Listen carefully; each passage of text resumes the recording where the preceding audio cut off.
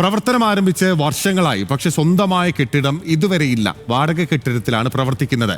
മല്ലപ്പള്ളി അയ്യച്ചാടി കോളേജിനും സ്കൂളിനുമാണ് ഈ അധോഗതി. അടിയന്തരമായി കെട്ടിട നിർമ്മാണം ആരംഭിക്കണമെന്നത് സ്കൂളിന്റെയും കോളേജിന്റെയും പ്രവർത്തനം അവിടേക്ക് മാറ്റണം എന്ന ആവശ്യമാണ് ഇപ്പോൾ ശക്തമായി ഉയരുന്നത്.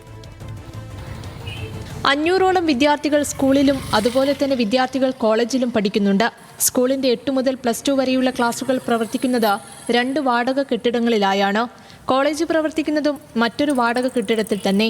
വാടക മാത്രമായി 1 ലക്ഷത്തിലധികം രൂപ ചിലവും വരുന്നുണ്ട്. എന്നാൽ പുതിയ കെട്ടിടത്തിന്റെ നിർമ്മാണം പൂർത്തിയാക്കാനും പ്രവർത്തനം ആരംഭിക്കാനും ബന്ധപ്പെട്ടവർ ഇതുവരെയും തയ്യാറാകുന്നില്ലെന്നാണ് പരാതി.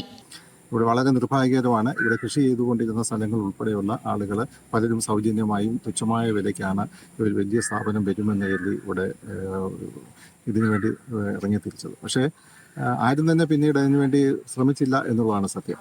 അപ്പോൾ ഈ സ്ഥാപനം ഇവിടുന്ന് പോകുമ്പോൾ ഇപ്പം മല്ലപ്പള്ളി തന്നെ വളരെ പരിമിതമായ സ്ഥലത്താണ് ഇത് ഇപ്പം അയ്യച്ചാടി കോളേജും സ്കൂളും ഒക്കെ പ്രവർത്തിക്കുന്നത്. അപ്പോൾ ഇത് എത്രയും പെട്ടെന്ന് ഇത് പണി പൂർത്തീകരിച്ച് നിർമ്മാണം ആരംഭിച്ച് പൂർത്തീകരിക്കണം എന്നുള്ളതാണ് നാട്ടുകാരുടെ എല്ലാവരുടെയും ആവശ്യം. 3.5 ഏക്കർ സ്ഥലവും 70 ലക്ഷം രൂപയും കെട്ടിട നിർമ്മാണത്തിനായി അനുവദിച്ചിരുന്നു. നിർമ്മാണത്തിനായി കല്ലിടുകയും ചെയ്തു. എന്നാൽ പിന്നീട് പണിയൊന്നും നടന്നില്ല. അനുവദിച്ച സ്ഥലത്തിന്റെ ഭൂരിഭാഗം പ്രദേശവും തണ്ണീർത്തടത്തിന്റെ പരിധിയിൽ വരുമെന്നതും നിർമ്മാണം പ്രതിസന്ധിയിലാക്കി. ന്യൂസ് മലയാളം, പത്തനംതിട്ട.